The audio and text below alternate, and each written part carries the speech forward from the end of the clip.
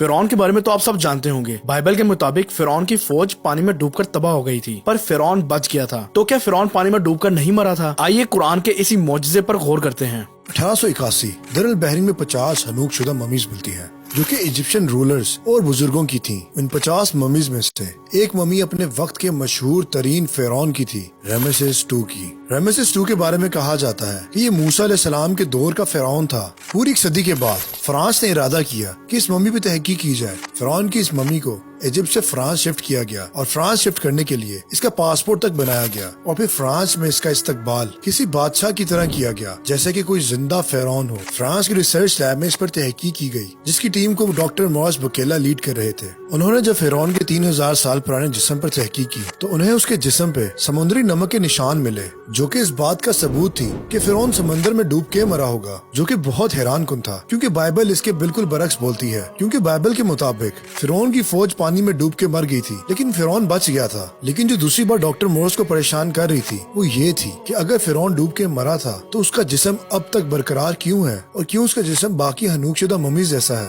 ابھی وہ اسی کشمکش میں تھے کہ انہیں کسی نے آ کے بتایا کہ قرآن میں بھی یہی بتایا گیا ہے کہ فرعون پانی میں ڈوب کے مرا تھا اور یہ بھی بتایا گیا کہ قیامت تک کے لیے اس کا جسم برقرار رہے گا. اور جب ڈاکٹر مورس کو اس بارے میں پتہ چلا تو وہ حیران رہ گئے کہ قرآن تو فرعون کے مرنے کے 2000 سال بعد نازل ہوا تھا. پھر ڈاکٹر مورس نے سعودی عرب جانے کا فیصلہ کیا جہاں بھی اس وقت میڈیکل کانفرنس ہو رہی تھی اور پھر اس کانفرنس میں ڈاکٹر مورس نے اپنی تحقیق کا ذکر کیا اور انہوں نے بتایا کہ فرعون کا جسم ڈوبنے کے بعد بھی اب تک صحیح سلامت ہے. اور پھر ان میں سے ایک شخص اٹھا اور اس نے ڈاکٹر مورس کو قرآن کی آیت سنائی.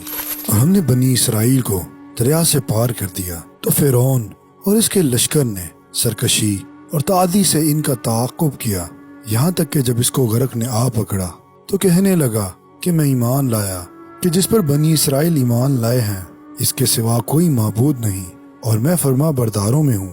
جواب ملا اب ایمان لاتا ہے حالانکہ تو پہلے نافرمانی کرتا رہا اور مفسد بنا رہا. تو آج ہم تیرے بدن کو دریا سے نکالیں گے تاکہ تو پچھلوں کے لیے عبرت ہو اور بہت سے لوگ ہماری نشانیوں سے بے خبر ہیں. ڈاکٹر مورس اس آیت کو سننے کے بعد اتنا ایکسائٹڈ ہو گئے کہ وہ بھرے مجمع کے سامنے کھڑے ہو گئے اور اونچی آواز میں کہنے لگے کہ میں مسلمان ہوتا ہوں اور اس قرآن پر یقین رکھتا ہوں. اللہ اکبر. بے شک اللہ تعالیٰ قرآن میں فرماتا ہے ہم ان قریب اعتراف میں بھی اور خود ان کی ذات میں بھی نشانیاں دکھائیں گے یہاں تک کہ ان پہ حق واضح ہو جائے گا اور یہ چلا اٹھیں گے کہ قرآن حق ہے. کیا تم کو یہ کافی نہیں کہ تمہارا پروردگار ہر چیز سے واقف ہے؟ اللہ